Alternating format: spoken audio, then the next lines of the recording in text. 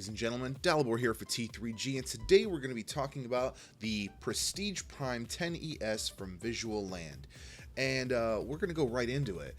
On the side or the top, depending on which way you're looking at it, you've got your power button, volume rocker, your TF card / micro SD card slot, your micro USB port, which you can use for OTG USB or power, and you've got your headphone jack. You also have one speaker, and that's kind of the oddity here. If you are listening to this for music or watching videos, if you've got it vertical, speakers are going to be on your left. If it's horizontal, they're at the bottom.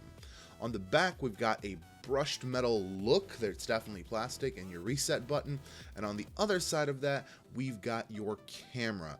Now that rear camera is 5 megapixel, and on the front we're gonna have a 2 megapixel selfie cam, but let's be real, you're not gonna be taking pictures on this thing. It's 5 megapixel, it's good enough.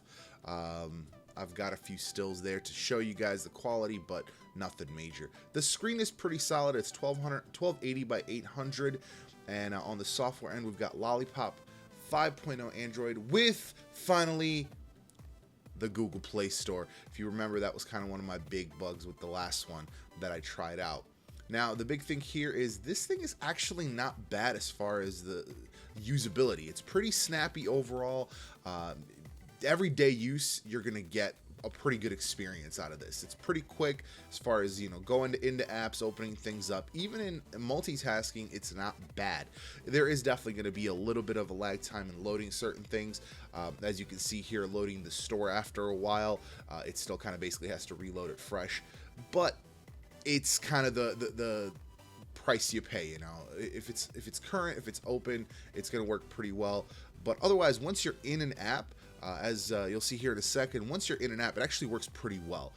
Tried out Asphalt here, and it plays okay. Like, it's not a bad setup. You get a little bit of stutter here and there in gameplay, but it really is going to depend on the type of game. I mean, this game utilizes a lot of different features of the device. You're utilizing the accelerometer, everything like that. So it's gonna have a little bit of a stutter more often because you're using more features, and you're basically this kind of game is gonna tax the tablet, whereas something like like more basic, like a Candy Crush, isn't gonna do that. The battery life is really good on it. It's supposed to go up to 6 hours. I've gotten a solid 6 out of it, playing a game and then letting it go. Once you pause it, you let go, you come back to it. I've gotten definitely a solid 6 hours out of it, and been able to continue playing my game without the battery dying. Now, I ran some benchmarks on this. I think this is one of the few times I've ever ran. I think this might be the first time, in fact, we've ran benchmarks for a device on T3G. And being a lower powered device, I pretty much expected it to not be the greatest. Not this bad though. As you'll see here, with the garden scene loading in Antutu benchmark, it's not a good time. If you caught that 2.14 frames per second, a lot of screen lag, a lot of refresh. It's just not designed for this. I would say medium to lower end games, if not just lower end games. Asphalt runs fine on it, but anything that's going to require smoothness of play, I would not do any kind of FPS shooting on this. I would not do, anything with newer graphics that's meant to be played on newer devices, with a more powerful graphics card, should not be played on this. Now, we also ran the 3D Mark benchmark on this, and it took quite a while. I've actually sped it up here so we can actually get an idea of what this looks like once the test is done, and should be, there it is, and we got a 324 single core and a 1577 multi-core. So that's about it for the software. Let's talk about the accessories. This comes with the keyboard stand attached, not attached rather, it comes included. I have tried this out. It works pretty well.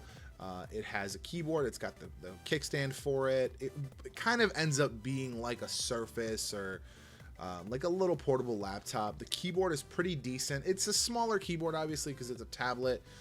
It comes with a stylus. but overall it's a good experience.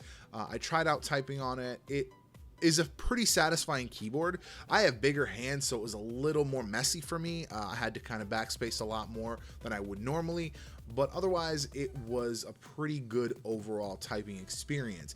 The keyboard does detach from the case itself, so you can have it further back. It's magnetically attached, but you're not going to be able to go too far with it because the keyboard is plugged in wired with the micro USB cable.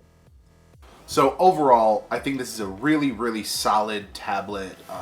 It's not going to be anything you're going to be really playing high-end games on, but if you just need something to get you on the internet, do some browsing, light gaming, you know, social media, that kind of stuff, I think this is a pretty solid option. And for any you know, up-and-coming writers, you get your keyboard attached, so you can take this in a pretty all-in-one package and go to a Starbucks or whatever and get your write on.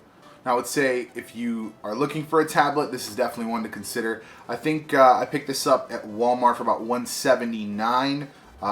Their manufacturer price on the website is $199, so you could probably find it anywhere between $160 and $200. So it's a pretty good buy overall.